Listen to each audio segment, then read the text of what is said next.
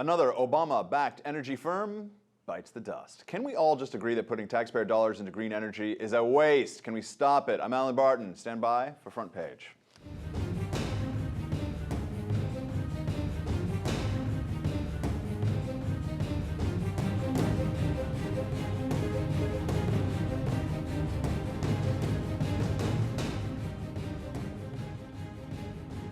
This major factory today opening up, hundreds of employees today, thousands of employees by next year, is a huge, dramatic step. It is great evidence that manufacturing is coming back in America.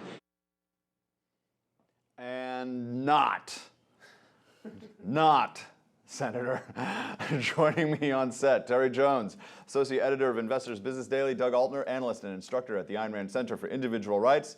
All right, guys, that was electric car manufacturer A123, who received $250 million in federal grants. They filed for bankruptcy this week, another in a long line of Obama-backed green energy firms to go belly up. Terry, we'll start with you. This is a Massachusetts firm, part of the grand plan, the 5-year plan to jumpstart the electric car industry. How's that all working out for us? It's not working out at all. No. And we predicted it here. It was an easy prediction to make. They had something like 29 companies engaged in various levels and stages of making an electric car, everything from batteries to the chassis to motors. But 29 companies, and they're getting $2.5 billion and all sorts of tax breaks and other things as well from local areas. So, you look at this thing and it's a total waste of money. The market doesn't want this, and people in the car business will say, nobody wants these damn cars. They forced GM to build an electric car. Nobody wants the GM car. They were going to sell 50,000 of those a year. Oh yeah, we'll be able to sell 50,000. They sold 3,000. Selling hundreds a month, hundreds. It's pathetic, and if this was at a loss, $40,000 per car, at a huge loss, and some estimates put the cost per car at as high as $85,000. But if you did this in the private sector, you would be out on your year so fast your head would spin. But somehow our politicians get away with wasting money and killing jobs like there's nothing to it. All right, another company receiving taxpayer money is also getting some scrutiny, LG Chem, which makes the batteries for, guess what, Chevy Volt. It's under investigation after employees came out saying they actually don't do any work. Let's take a look. There was probably up to 40 of us that would just sit in there during the day. We were given assignments to go outside and clean. If we weren't cleaning outside, we were cleaning inside. If there was nothing for us to do, we would study in the cafeteria or we'd sit and play cards, sit and read magazines. What do you say to this? Good times. It's just good times there on the, it's incredible. Doug, underneath this you have what is the role of government? Should government be nurturing industries like this? I'm sure people on that side of the argument would say, oh, but this is just, some things work, some things don't. We have to take the bad with the good, and they'll point to XYZ industry that really has thrived with government support. But you look at a woman like that, I have a feeling she's not lying there with her story. Seems pretty sincere. What do you make of this mess? Yeah, well, they should have to raise money like any other industry. You have to sell investors in your business model. You have to show them how to generate cash flows. You have to show that there's a market for it. You have to show that the technology works. And that's how you raise money. You get loans, you issue stocks and bonds. But I find the whole debate over should the government fund electric cars and other kinds of green energy, it's really funny how people don't bring in the right context. They just think, well, wouldn't it be really nice if we have electric cars? But what they don't ask is, well, who should have to pay for them? How much should they have to pay? Who's going to be the ones who are going to decide who has to pay for it? And what happens to the companies that we decide not to pay? There's some relationship between good intentions and hell. And I can't quite remember what it is. There's something there. It'll come up to me. It'll come to me. It'll come to me. In the debate this week, the president addressed his energy plan and the importance of green jobs. Let's take a look what he said. I'm all for oil production. What I'm not for is us ignoring the other half of the equation. So, for example, on wind energy, when Governor Romney says these are imaginary jobs, when you've got thousands of people right now in Iowa, right now in Colorado, who are working, creating wind power with good-paying manufacturing jobs. other half of the equation, other half of the other 0.00001% of the equation. There are thousands of people that we've gotten jobs, thousands amongst this country of 300 million people. Building things that don't work. Yeah, that no one wants. Yeah, so and you see how he sort of goes, I'm for oil, whatever, it powers planes and stuff like that. But the other half of the equation here, Yeah. I mean, there's underneath this, it's not only the bad arithmetic, there's an ideological component because I believe he's sincere, which I think is scarier than the fact that he's just lying to everybody. Yeah. He sincerely believes that this is the other half of the equation. And he thinks it's really good that the green jobs have moral superiority over those dirty, filthy, crude oil jobs, and the coal jobs. Those are awful jobs, but these are good jobs, even though they're not going to last, for much longer. These are really good jobs. Thousands of them. Well, we've got 24 million people who are unemployed or underemployed. We've got 14 million people who are unemployed. This is a disaster, national disaster, and he's touting thousands of people. And let me make one other quick point here.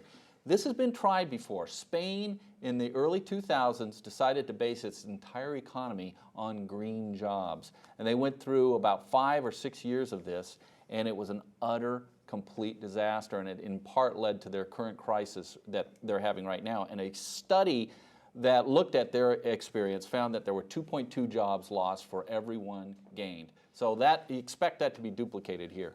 Not to mention the idea of how much each of these jobs actually costs. Yeah. When you're throwing these billions of dollars, and they go, we're going to create thousands of jobs with our $80 billion investment. Per job, it's like $10 million or something to create one $60,000 job. Why don't we go from green jobs to gas prices? Because here in California, these green policies are driving up gas prices at the pump. If you're in California, you are paying something like $4.50, $4.60 sometimes, upwards of that, highest in the nation.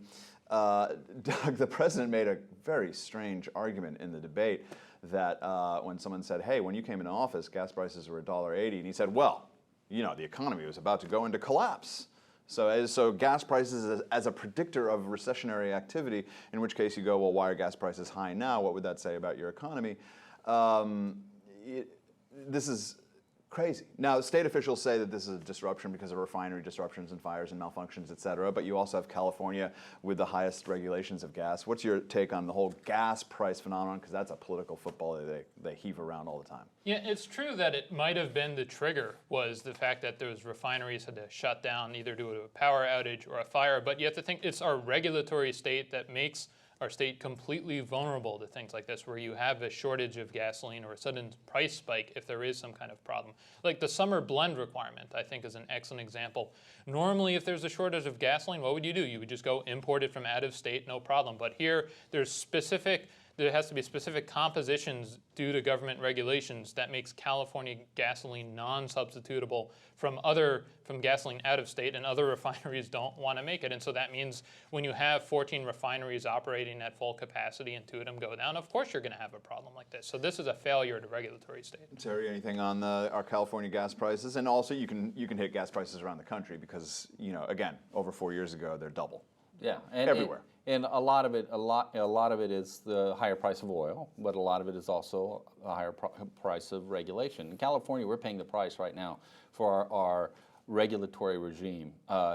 These prices are, outrageous, but we've got 14 refineries in California. We had more refineries in the 1970s when we had roughly half the population. Yeah, California is the 5th largest economy in the world. Yeah. We've got 14 refineries. So if even one of them goes down, yeah. Logic tells you that it's an 8 or 9% drop in the supply of gasoline to the market, and they all operate at close to 100% operating capacity. There is no slack in the system at all.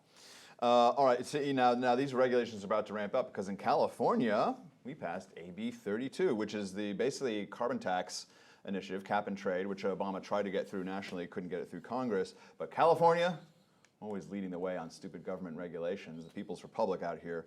So they're going to charge industries now for their carbon emissions and have this very complex trading scheme. If you actually read about this, it's nutty. They got to get a bunch of guys, thousands of people out in trees, measuring the circumference of trees to figure out how much carbon it can store.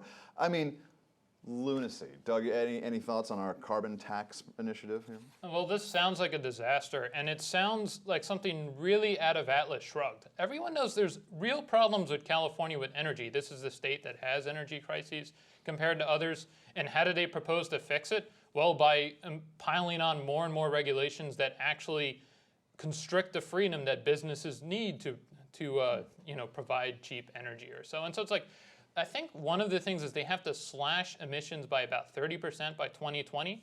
How are businesses going to make up for it? Well, we're hoping some green energy will come into existence by then. We'll get it. So we're sacrificing actual values for potential values, and at the end, it's going to be even harder for people to get access to affordable energy here. And these guys have no sense of cause and effect. Terry, a few seconds on the AB 32 carbon tax initiative? Yeah, it's insane. And again, I'll go back to the European example. In Europe, they had a carbon trading system pretty much similar to the California one.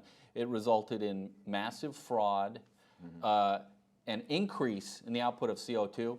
Output of CO2 in the U.S. has decreased over the last 10 years. It's increased in Europe. So they're the ones who squawk the most about this. Yeah, I wonder if any of these guys up in the trees measuring the circumference to gauge how much carbon it can store, I wonder if any of those guys will be bought and paid for. You think? Yeah, is there potential for corruption there? Yeah, well, huge potential. You're going to see the growth in wealth in tree climbers. Yeah. They're going to be the new investor class. That's all the time we have for today. Thank you for joining us. For Terry and Doug, I'm Allen Barton, and you've been watching Front Page.